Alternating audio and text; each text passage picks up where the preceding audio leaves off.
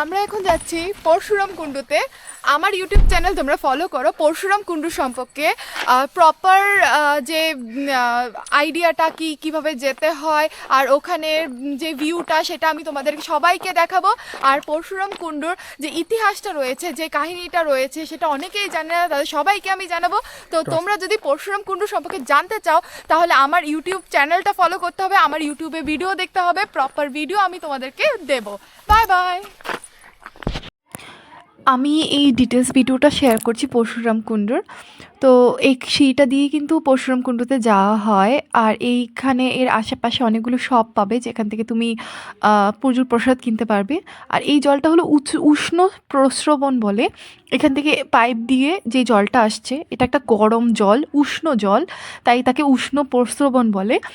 আর এখানে তুমি পুজো পাঠ করতে পারবে। এটা যে লোহিত নদী আছে পরশুরাম কুণ্ডুর, তার পাশেই এই মন্দিরটা আছে। আর এই পুরোহিতটা খুবই রাগী, প্রচণ্ড রেগে রেগে মাইকে অ্যানাউন্স করছিল আর সবাইকে তাড়াতাড়ি করতে বলছিল। আমিও বকা খেয়েছি এই পুরোহিতটার কাছে একটু টাইম নেওয়ার জন্য।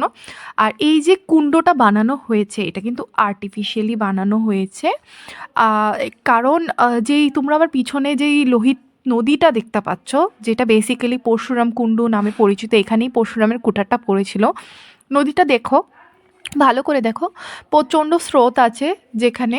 আর প্রচণ্ড স্রোতের কারণে ওটা কিন্তু নামাটা খুব রিস্ক হয়ে যায়।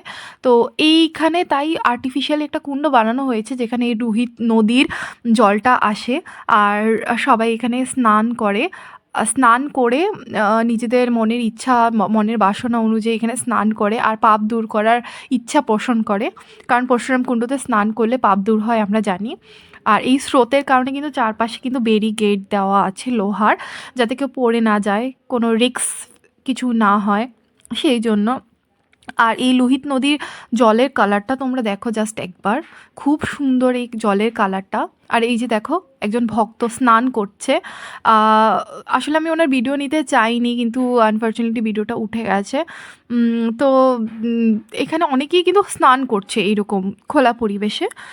তো ইনি একা নয়, আরও অনেকেই স্নান করছে পরপর। তো আমি প্রণাম করে একটা টাকা কুণ্ডর মধ্যে দিলাম প্রে করে। আর এখানে দেখো জামাকাপড় স্তূপ করা আছে। ইনি কিন্তু এখন স্নান করে এখানে স্তূপে জামাকাপড় ফেলে দিয়েছে। জামাকাপড়গুলো কিন্তু সাথে করে নেওয়া যায় না, চেঞ্জিং রুম আছে। আর এখানে দেখো পরশুরাম কুণ্ডতে ওঠার পথেই এখানে কিন্তু অনেক লাইন স্লাইডিং হয়, লাইন স্লাইডিং হয়ে অনেক পাথর পড়ে যায়, তো সেই জন্য। আর এখানে কিন্তু একটা মাতারানির মন্দির আছে। মাতারানির কে আমি ভিডিও ক্লিপে তেমন একটা নেইনি, অন্ধকার ছিল। আর শিব মন্দির আছে। এই যে দেখো মাতারানিকে সবাই দর্শন করো। সেই সাথে হনুমানজির মন্দির আছে, ওখানে বিভিন্ন দেবদেবতার মন্দির আছে পরশুরামজির সাথেই। এখানে কিন্তু একটা স্পিরিচুয়াল স্থান যেখানে অনেক তুমি পজিটিভ একটা এনার্জি ফিল করতে পারবে গেলে। পজিটিভ একটা ভাইবস আসবে তোমার মনের মধ্যে, মনে হবে যে একটা স্পিরিচুয়ালিটি কানেক্ট করতে পারছো তুমি। আর এই জায়গাটাতে আমি চাই সবাই তোমরা যাও, গিয়ে দর্শন করো, গিয়ে ঠাকুরকে দর্শন করো তোমরা। এইটা সত্যি খুব ভালো একটা জায়গা। আর দেখতে পাচ্ছ একটা পরশুরাম কুঠার সহ পরশুরামের অনেক বড় একটা মূর্তি আছে। তা আমরা জানি পরশুরামজি হলো ভগবান বিষ্ণু দেবের একটি পূর্ণাঙ্গ অবতার। তো পরশুরাম কুণ্ডুতে গিয়ে আমার খুব ভালো লেগেছে। আর এখানে দুটো এইরকম রাজহাঁস আমরা দেখতে পেয়েছি। এই রাজহাঁসগুলো কিন্তু আমাকে কামড়ে দিয়েছিল, যে ভিডিওটা তোমরা ভিডিওর প্রথমেই দেখতে পেয়েছিলে। এদেরকে আমি আদর করতে গেছিলাম, রাগাতে যাইনি, বাট আমাকে কামড়ে দিয়েছিল আনফর্চুনেটলি। আর এখানে যজ্ঞকুণ্ড বানানো আছে।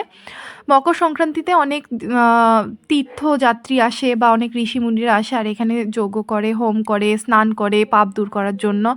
আর পাশেই এখানে গোশালা আছে। আর অনেক সাধু সন্ন্যাসীরা আছে যারা অনেক অনেক এজ, তাদের আমি কারোর সাথে তেমন একটা কথা বলিনি, কারণ ওদের স্পিরিচুয়ালিটির সাথে আমি নিজেকে হয়তো কানেক্ট করতে পারবো না, তাই আমি ভয়ে ওনাদের সাথে কথা বলিনি।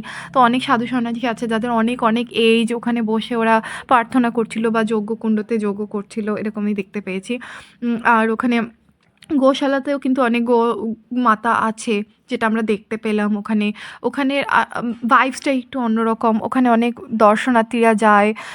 ধর্মীয় স্থান যেহেতু তোমরা আশা করি তোমরাও যাবে, তোমরা গিয়ে দর্শন করবে। আমি তোমাদের এইটা রিকমেন্ড করব যে অবশ্যই তোমরা ওখানে যাও, গিয়ে দর্শন করো। তো আমার এই ভিডিওটা এতটুকু অবধি। যদি তোমাদের আমার ভিডিওটা ভালো লেগে থাকে তাহলে আমার ভিডিওটা লাইক করবে, কমেন্ট করবে, শেয়ার করবে, আর সবাইকে পরশুরাম কুণ্ড দর্শন করার সুযোগ করে দাও। লোহিত নদী যেটা অরুণাচল প্রদেশে আছে, লোহিত ডিস্ট্রিক্টে, সেটা দেখার সবাইকে সুযোগ করে দাও। সবাই যাতে আমার থ্রুতে এইসব তীর্থক্ষেত্রকে দর্শন করতে পারে। Thank you for watching and bye by.